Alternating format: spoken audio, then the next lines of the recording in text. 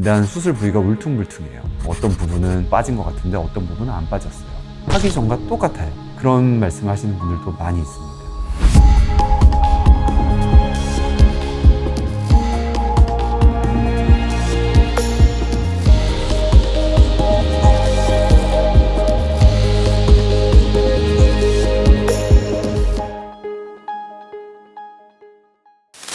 안녕하세요. 오라트 성형외과 대표원장 송신영입니다. 오늘의 주제는 장안의 화제, 이중턱 근육 묶기가 실패하는 이유에 대해서 한번 알아보도록 하겠습니다.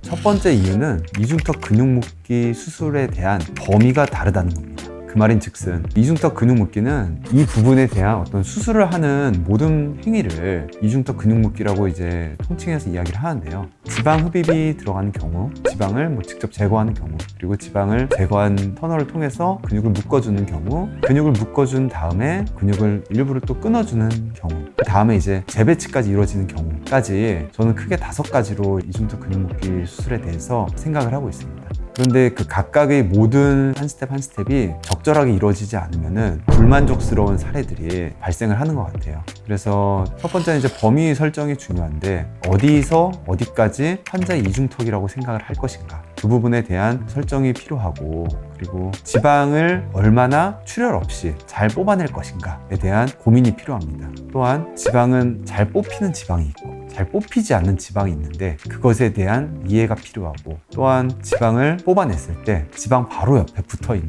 어떤 신경이나 혈관 같은 것을 어떻게 처리할 것인지에 대한 숙련도가 필요합니다. 그 외에도 근육을 이제 묶을 때 어떤 식으로 얼마만큼 조작을 해서 그 근육을 당겨올 것인지에 대한 이해가 필요하고, 이중턱 근육 묶기를 할 때는 근육과 피부가 분리가 된 다음에 리드래핑이라고 하죠. 리드래핑은 어떻게 보면 저희가 이불 다시 펴는 거랑 비슷하다고 볼 수 있어요. 이불 안에 쿠션이 많이 들어가 있으면은 이불이 팽팽할 텐데 쿠션을 빼고 나면은 이불이 우글우글하게 되겠죠. 근데 그 우글우글하게 된 이불을 그냥 그대로 두면은 그대로 우글우글하게 남는 겁니다. 이것이 이제 이중턱 근육 묶기가 실패하게 되는 커다란 원인 중에 하나인데요. 일단 수술 부위가 울퉁불퉁해요. 어떤 부분은 빠진 것 같은데 어떤 부분은 안 빠졌어요.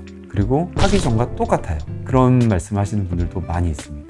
그래서 얼굴 전반적으로는 유지인대라는 게 존재를 해요. 유지인대는 얼굴에는 커다랗게는 3군데가 있고요. 그리고 이 아래쪽에도 인대들이 분명히 존재하고 있습니다. 그래서 그런 인대들을 적절하게 끊어서 풀어줄 부분들은 잘 풀어주고, 끊지 않아야 할 부분은 끊지 않고, 그러면은 저희가 수술 후에 우글우글하게 붙은 것이 아닌 착 달라붙은 그런 결과를 얻을 수 있는 것 같습니다.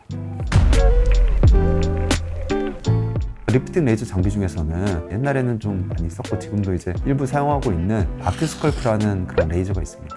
근데 그거는 에너지가 매우 좀 높은 에너지고 지방 세포를 하나하나 다 터트려버리는 강력한 레이저라고 볼 수 있어요. 하지만 해부학적으로 어떤 유지인대나 그런 부분에 대한 끊어줄 부분, 붙여줘야 될 부분, 그런 걸 확인하지 않고 강력한 에너지를 줘서 그 지방들을 태워서 유착을 만들어내는 것은 개선은 좀 있을 수 있겠지만 환자분들이 원하는 결과까지는 얻지 못할 가능성이 높아요.